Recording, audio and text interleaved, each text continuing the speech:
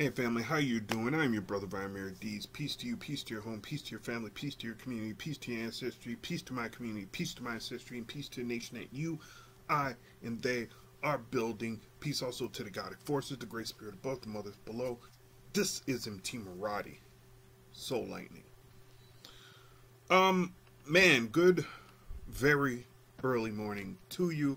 It's been a long time since I've done one of these this early in the morning.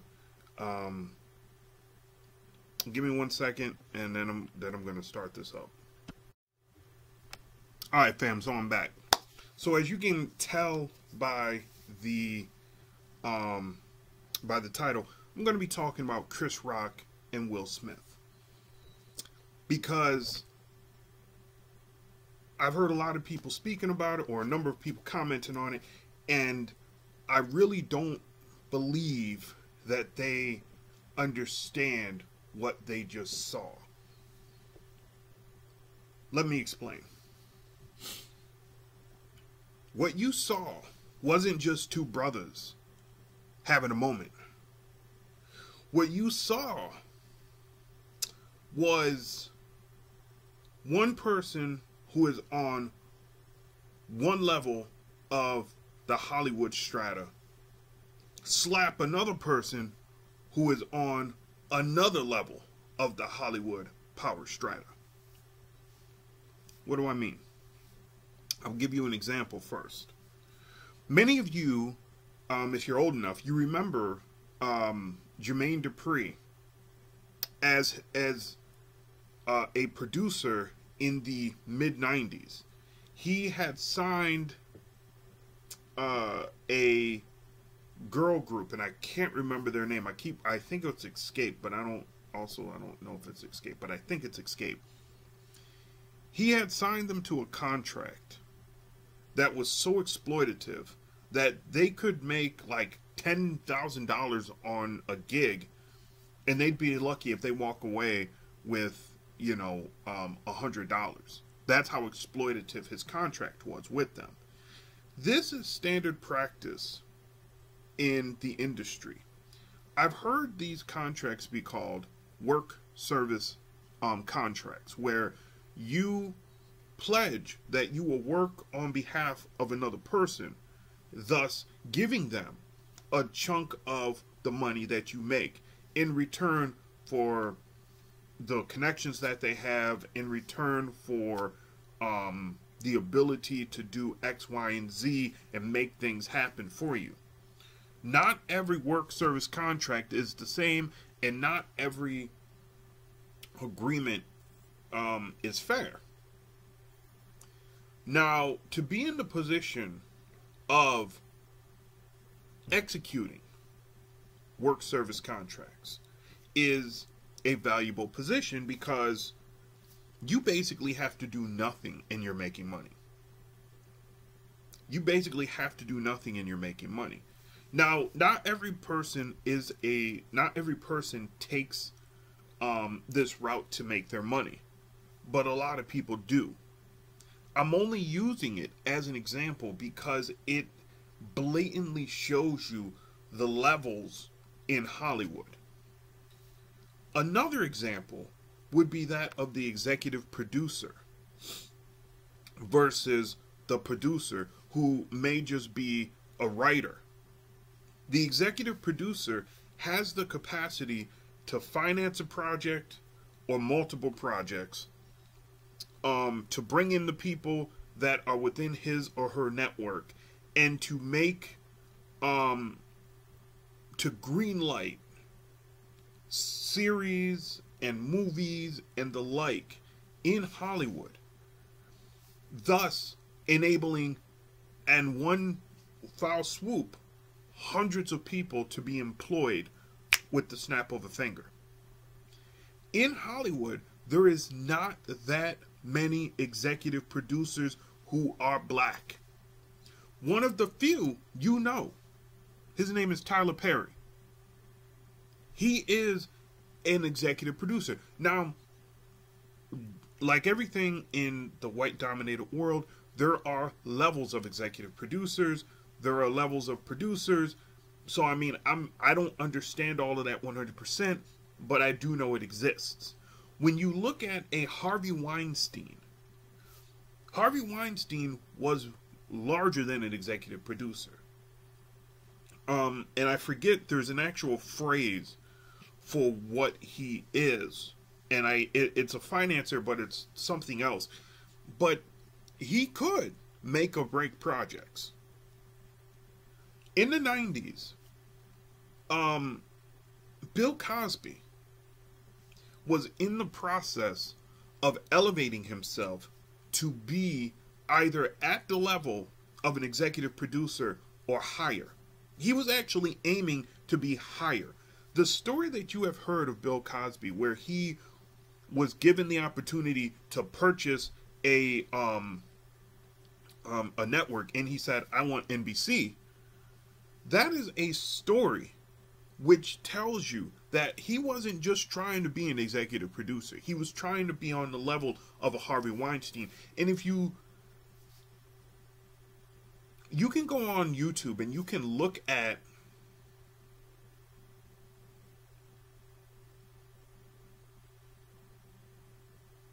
the evolution of the desire of him and what he was actually aiming for.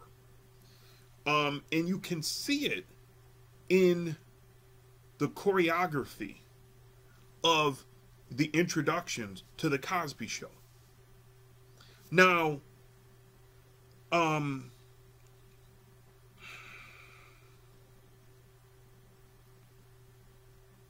his desire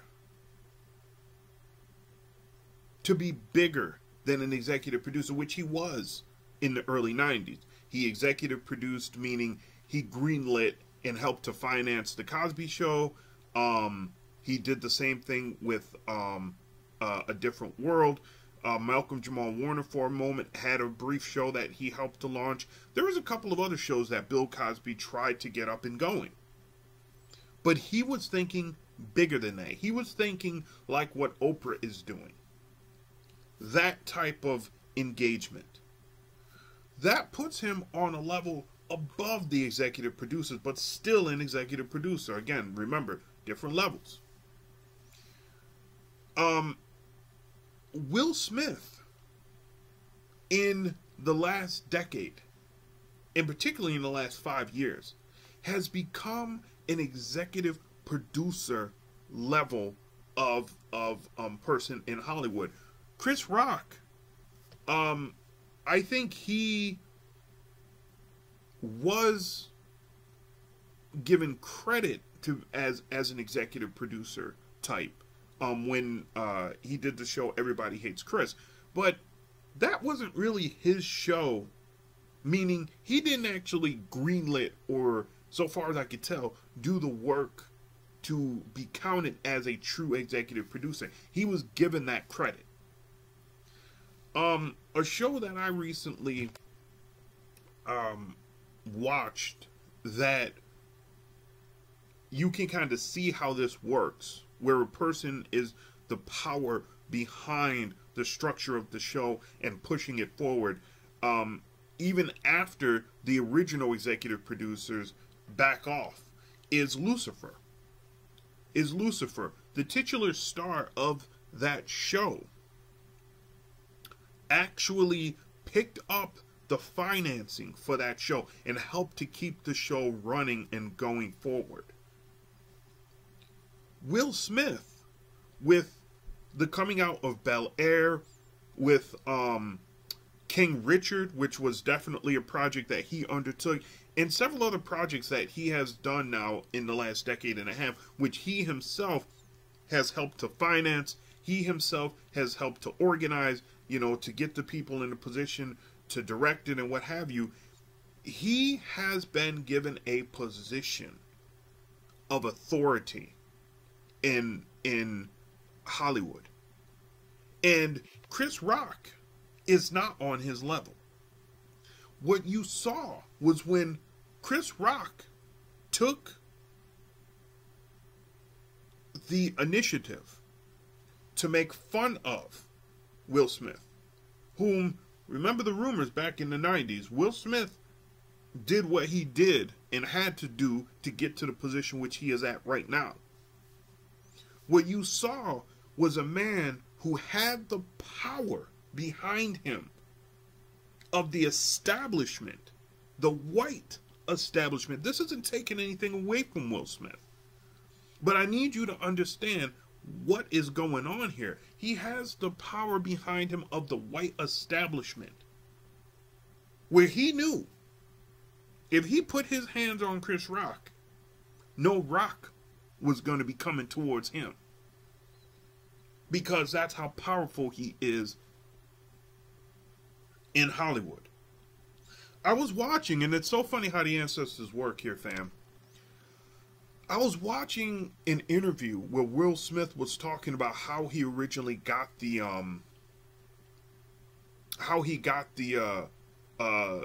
role of Will Smith on The Fresh Prince of Bel-Air, and how Quincy Jones, who has kind of been the power behind Will Smith for several decades now, in what was supposed to be a party setting, orchestrated The Fresh Prince of Bel-Air. Made it happen. Made it happen. Literally was like, you do this, you do that, you do this, you do that, you do this. You sign on the dotted line, let's get this going. That's how The Fresh Prince of Bel-Air came to exist. And what I realized in watching this retelling of this story, which had never really been told in this type of detail before, what I realized was the early 90s, we really don't understand the type of power politics that was being played in Hollywood at the start in the middle of the early 90s, where white people were trying to measure up the various black factions that were operating in Hollywood and trying to see which ones they can position where and how they can position them there in order for those white people to be on top and to take advantage of those black groups. At the end of the 90s, it is pretty clear that Will Smith was on the come up. He was the person who they had chosen to be the next generation's Quincy Jones, the power broker, the one who can move and make things happen. And like I said, Quincy Jones was behind that brother for quite some time, so he was helping him all along the way. Tupac, it was clear from the stories that I had heard, was kind of circling that group with Quincy Jones.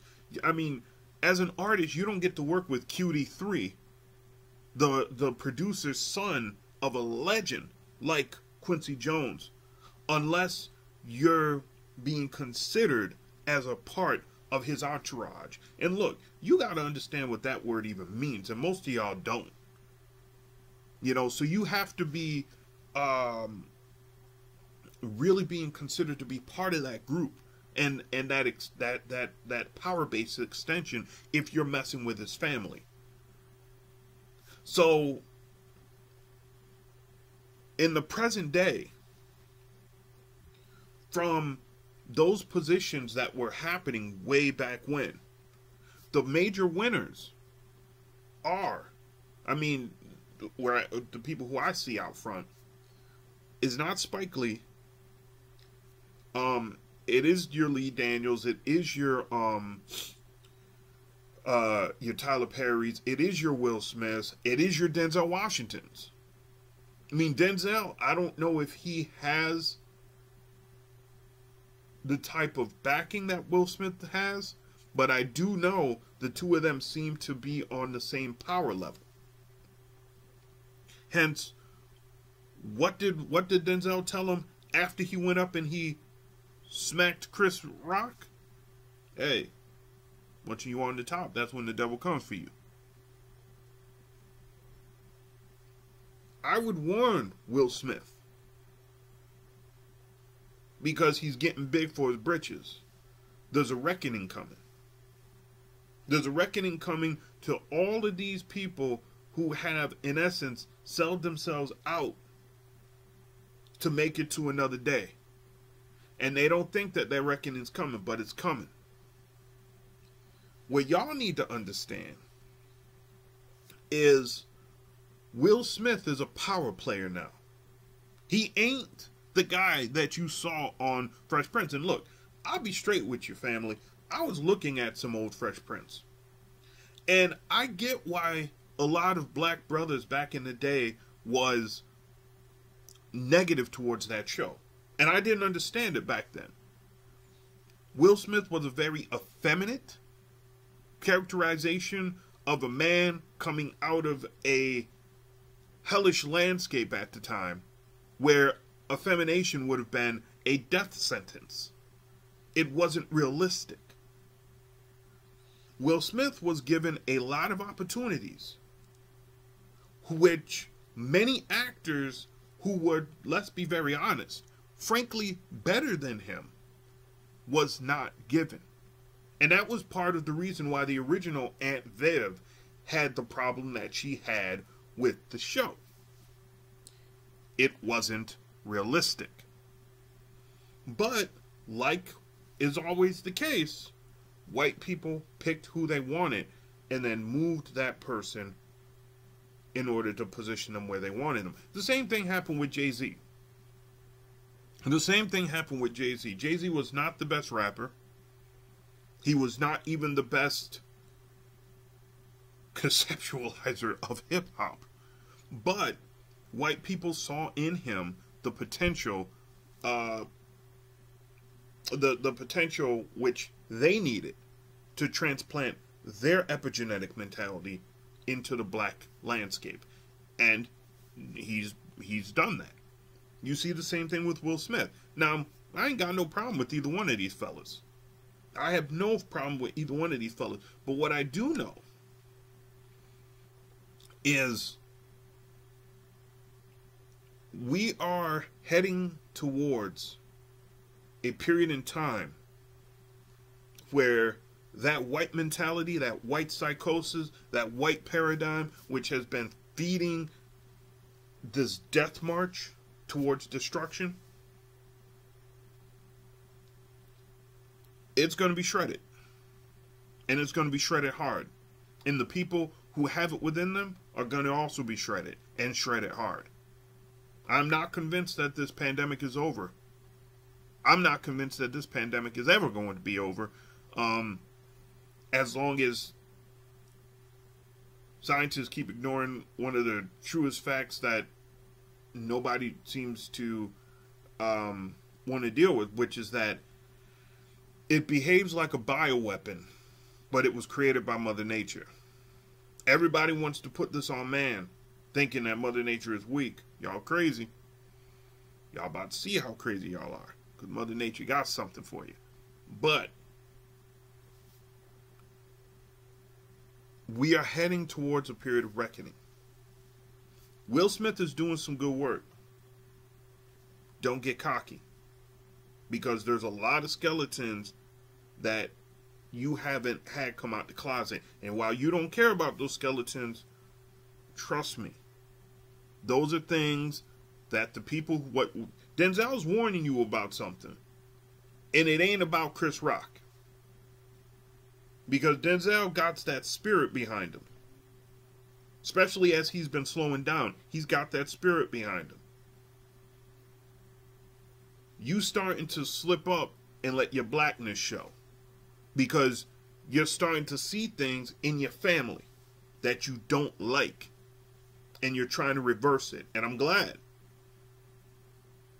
you're realizing shows like Rock was better than Fresh Prince because it was more realistic. So now you're doing more realistic things. That was not what you were brought to that position to do by them white folks. The ancestors are going to use you because that's what they do. Be careful. Don't get cocky. Moreover, do not be surprised, family, if this was staged. Do not be surprised if this was staged. Meaning what? There are things going on that are underneath the covers, that are underneath the floor in the basement that you ain't got no clue about. You got powerhouses. And look, I ain't speaking out of turn here because the white people already know. And they're freaking out a little bit about this. And it's funny, 2023 is right when I'm starting to talk about this. It hit 2018 when I started talking about this. And wow. So white people already know about this. You have factions within Hollywood, black factions particularly, but there's some Hispanic and Asian factions who are also starting to talk about this too. But the black factions are starting to talk about, yo, we need to get together and start doing some real stuff. You know, we got the numbers now, we got the power now to build something real and sustaining that can put out some real cultural hits.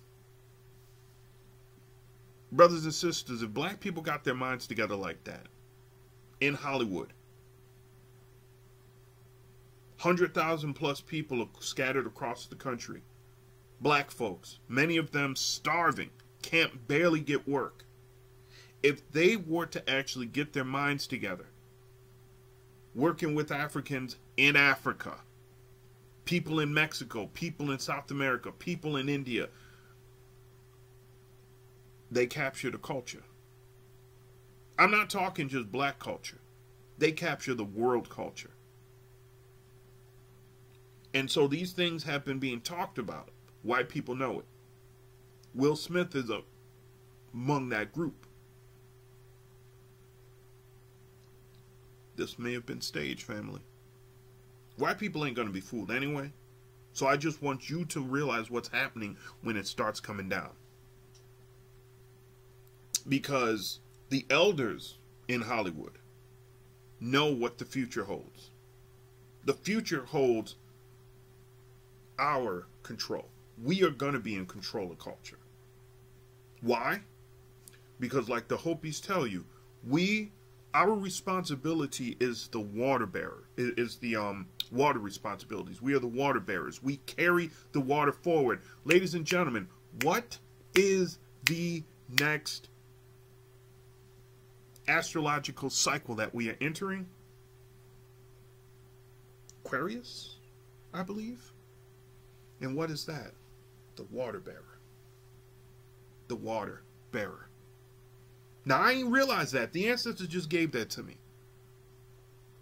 Our responsibility is the water responsibility. We have the responsibility of the chief element.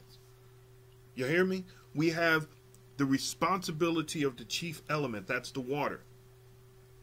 We are the water carriers. We are the water bearers. Our time to rise is not necessarily now, but it's coming. And as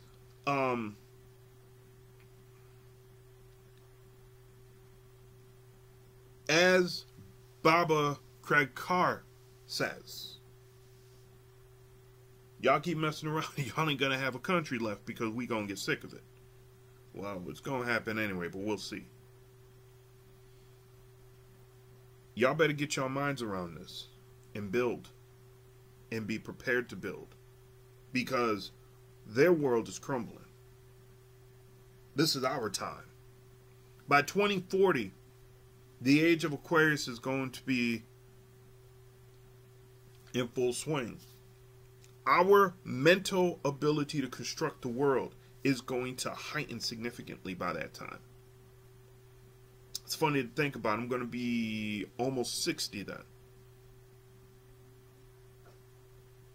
We are going to have the capacity to run this world any way we want it to. Right now, you're seeing little hints of it. Little hints of it. Questions, comments, concerns, leave them below. I am your brother, Vladimir Dees. I love all y'all. Peace.